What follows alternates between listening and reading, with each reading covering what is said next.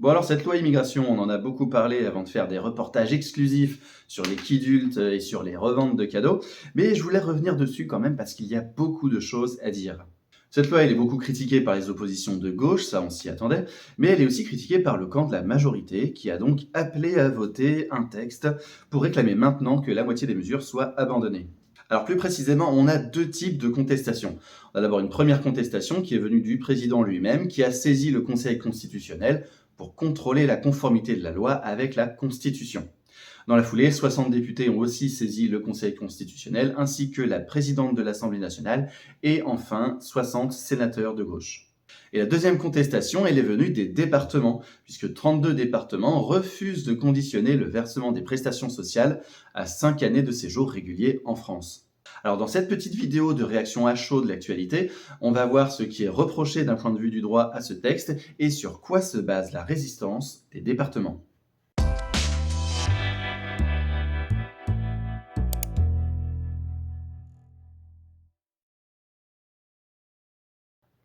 La procédure d'adoption. Alors pour commencer, un petit historique sur l'adoption de la loi parce que c'est déjà très intéressant.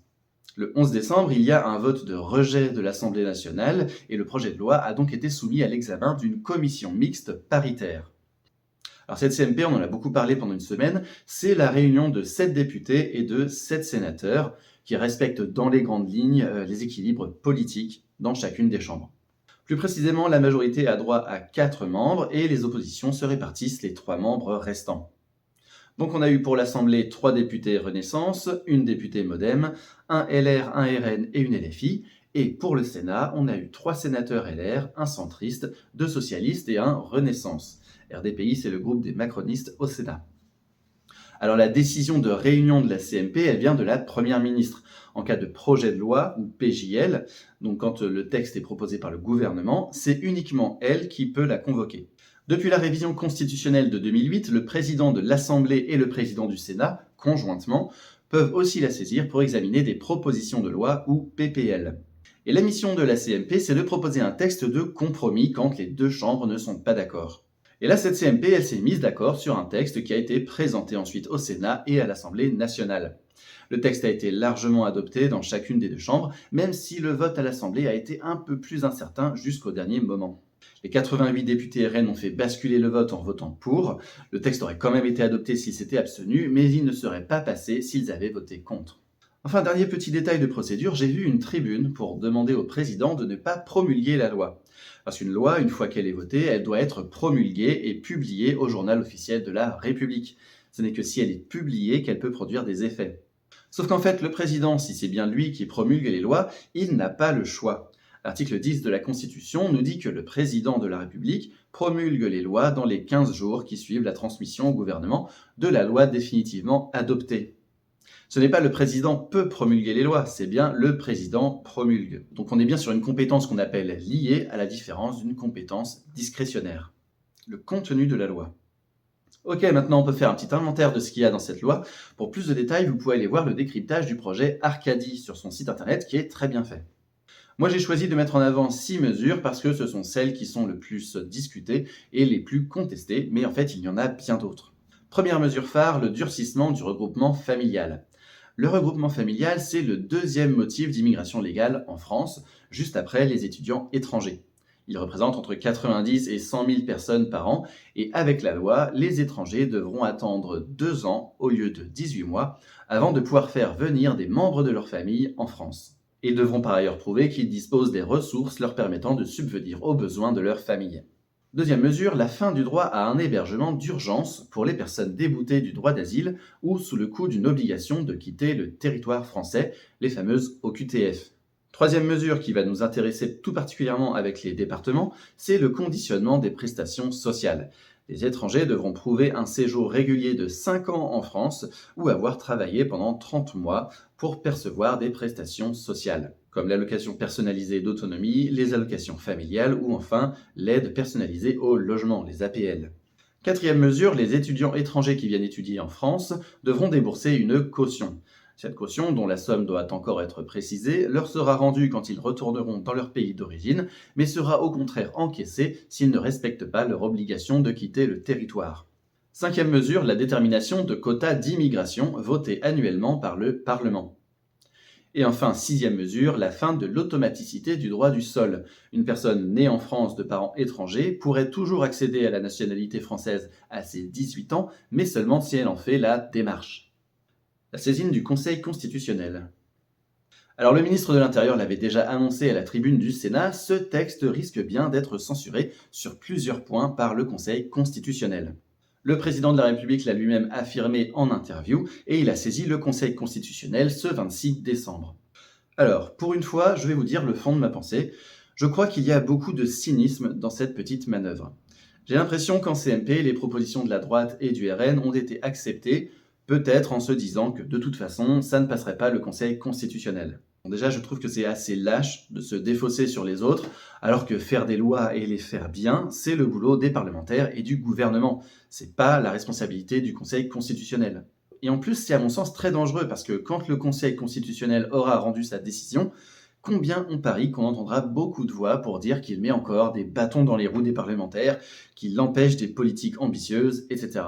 Je parlais justement de ce genre de rhétorique et de tout le bien que j'en pense dans ma vidéo sur le gouvernement des juges. Vous pouvez aller la voir ici pour plus de détails. Enfin, un petit détail qui en dit long sur le sérieux de la saisine, celle du président ne comporte aucun grief. Les griefs, ce sont les arguments juridiques. Par exemple, cette disposition va à l'encontre de l'article 6 de la DDHC. Le président se contente de saisir le Conseil constitutionnel sans viser aucune disposition en particulier. La saisine de la présidente de l'Assemblée nationale évoque, elle, quelques principes, et sans surprise, celle des députés et sénateurs de l'opposition se fait beaucoup plus précise. Bon, fermons la parenthèse ici, voyons pourquoi le Conseil constitutionnel pourrait censurer le texte. Voyons tout d'abord le grief de la rupture d'égalité. Alors la source du principe d'égalité, c'est l'article 6 de la DDHC. La loi doit être la même pour tous, soit qu'elle protège, soit qu'elle punisse. Maintenant, voyons comment il s'applique ce principe. En 1993, le Conseil constitutionnel se prononçait déjà sur une loi immigration, ça tombe bien. Il avait alors considéré qu'aucun principe constitutionnel n'assure aux étrangers des droits de caractère général et absolu d'accès et de séjour sur le territoire national, que les conditions de leur entrée et de leur séjour peuvent être restreintes par des mesures de police administrative conférant à l'autorité publique des pouvoirs étendus et reposant sur des règles spécifiques. Il rappelle également que le législateur peut prendre à l'égard des étrangers des dispositions spécifiques. Une autre décision qui va nous être utile, en 2011, le Conseil a été saisi sur la question du RSA, qui ne peut être versé aux étrangers qu'après 5 ans de séjour régulier. Donc en fait, dans les mêmes conditions que ce que prévoit la loi immigration pour d'autres prestations sociales. Et il avait considéré à l'époque que cette mesure n'allait à l'encontre d'aucun droit garanti par la Constitution. Il a rappelé que le principe d'égalité ne s'oppose ni à ce que le législateur règle de manière différente des situations différentes, ni à ce qu'il déroge à l'égalité pour des raisons d'intérêt général, pourvu que dans l'un et l'autre cas, la différence de traitement qui en résulte soit en rapport direct avec l'objet de la loi. Et dans le cas du RSA, il a constaté que ce traitement différent entre étrangers établis depuis 5 ans et étrangers plus récemment arrivés n'était pas inapproprié avec le but poursuivi par la loi, qui était l'insertion professionnelle. Donc les arguments fondés sur la rupture d'égalité, que ce soit entre nationaux et étrangers, ou entre étrangers établis depuis 5 ans et étrangers plus récemment arrivés, il me semble qu'ils sont en fait assez faibles. Voyons maintenant les droits constitutionnels, familiaux et sociaux. La source de ces droits, c'est les 10e et 11e alinéas du préambule de la Constitution de 1946. La nation assure à l'individu et à la famille les conditions nécessaires à leur développement. Elle garantit à tous, notamment à l'enfant, à la mère et aux vieux travailleurs, la protection de la santé, la sécurité matérielle, le repos et les loisirs. Tout humain qui, en raison de son âge, de son état physique ou mental, de la situation économique, se trouve dans l'incapacité de travailler, a le droit d'obtenir de la collectivité des moyens convenables d'existence. Dans sa décision de 1993 dont j'ai déjà parlé, le Conseil constitutionnel a considéré que si le législateur peut prendre à l'égard des étrangers des dispositions spécifiques, il lui appartient de respecter les libertés et droits fondamentaux. Figurent parmi ces droits et libertés la liberté individuelle et la sûreté, notamment la liberté d'aller et venir, la liberté du mariage, le droit de mener une vie familiale normale, qu'en outre, les étrangers jouissent des droits à la protection sociale dès lors qu'ils résident de manière stable et régulière sur le territoire français. Donc la conditionnalité des prestations sociales et le resserrement du regroupement familial pourraient aller à l'encontre de ces principes constitutionnels. Alors je ne vais pas me prononcer à l'avance sur ce qui pourrait être décidé, ce qui m'empêche de me prononcer, c'est que les mesures de la loi immigration ne sont pas vraiment des mesures nouvelles, c'est surtout un durcissement de ce qui existe déjà, notamment pour des délais de séjour, ou alors c'est inspiré de ce qui existe pour d'autres dispositifs, comme le RSA. Par exemple, le droit au regroupement familial sera ouvert à partir de 2 ans de séjour contre 18 mois actuellement. Et je ne sais pas à partir d'où le Conseil constitutionnel verra une atteinte aux droits familiaux et sociaux. Voyons maintenant le principe de sécurité juridique. La sécurité juridique, ça implique 2 volets. Il y a d'une part l'intelligibilité et l'accessibilité de la loi, et d'autre part la prévisibilité du droit.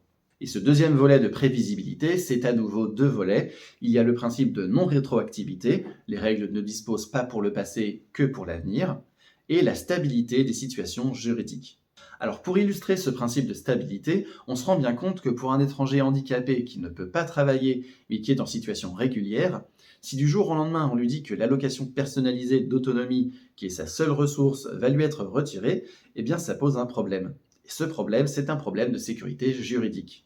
Alors la sécurité juridique, c'est un principe très important en droit public, mais plutôt au niveau du droit administratif que du droit constitutionnel. Il y a une jurisprudence du Conseil d'État assez abondante et d'ailleurs très intéressante sur ce principe qui protège les administrés, mais pas vraiment chez le Conseil constitutionnel. En fait, il n'a employé l'expression qu'une seule fois en 1996 et il a parlé d'intelligibilité et d'accessibilité de la norme en 1999, et c'est tout. Autant vous dire qu'on est loin d'un principe à valeur constitutionnelle.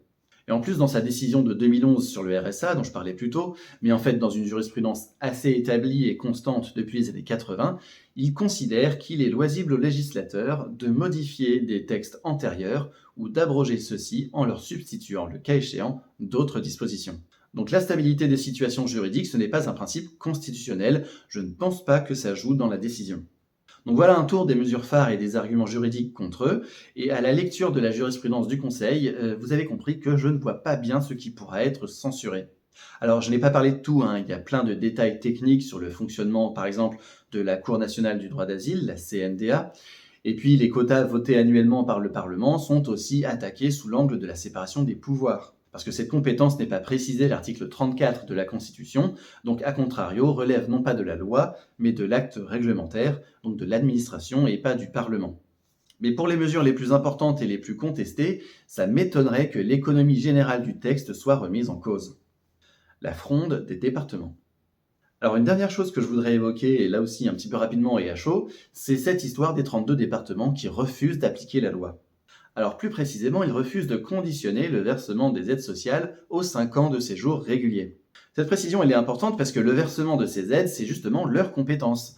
À part peut-être l'entretien des collèges, la très grande partie de l'action des départements, c'est de l'action sociale et du suivi social. Et donc on a des départements qui disent qu'ils vont créer une nouvelle aide pour remplacer, par exemple, l'allocation de personnalité d'autonomie versée aux personnes en situation de handicap. Et que cette nouvelle aide ne sera pas conditionnée au séjour régulier pendant 5 ans. Et la création de prestations sociales, c'est bien une compétence des départements. En application de l'article L121-3 du Code de l'action sociale et des familles, le département peut déterminer quelles sont les conditions d'éligibilité pour les aides qu'il a lui-même créées. Alors je vais vous le dire tout de suite, je ne suis pas un spécialiste de la question, il y a sans doute des subtilités qui m'échappent, mais à première vue, ce qu'on présente comme une sédition ou un coup de force des départements serait en fait tout à fait légal. Et puis je voudrais terminer en relevant une petite ironie. La majorité a voté une loi en 2022 qui s'appelle Différenciation, Décentralisation, Déconcentration et Simplification, dite la loi 3DS. Et cette loi, elle a donc consacré le principe de différenciation des collectivités territoriales. Ce principe de différenciation, il permet aux collectivités, dans l'exercice de leurs compétences, de demander une application différenciée d'une loi ou d'un règlement sur son territoire, de manière à adapter le droit aux particularités locales. Alors c'est un principe qui est encore assez jeune, il n'y a pas vraiment de précédent, à part pour les collectivités d'outre-mer qui bénéficient déjà de ce principe. Mais cette plus grande décentralisation, cette marge de manœuvre aux collectivités, eh bien, elle a été voulue par le gouvernement il y a 1 an. Donc on ne peut pas vraiment reprocher au département de s'en saisir. Et voilà qui conclut cette vidéo. Alors il y a beaucoup d'autres choses à dire, mais je voulais partager avec vous mes recherches les plus intéressantes. Bien sûr, comme d'habitude, toutes mes sources sont en description, allez les voir si le sujet vous intéresse. En plus, cette fois-ci, je les ai organisées par thématique, ce qui sera un peu plus facile pour naviguer. On verra bien courant janvier quelle est la position du Conseil constitutionnel. Décidément, il n'a jamais autant pris la lumière que dans l'année qui vient de s'écouler. En attendant, je vous dis à la prochaine pour la prochaine et j'en profite pour vous souhaiter une très bonne année 2024.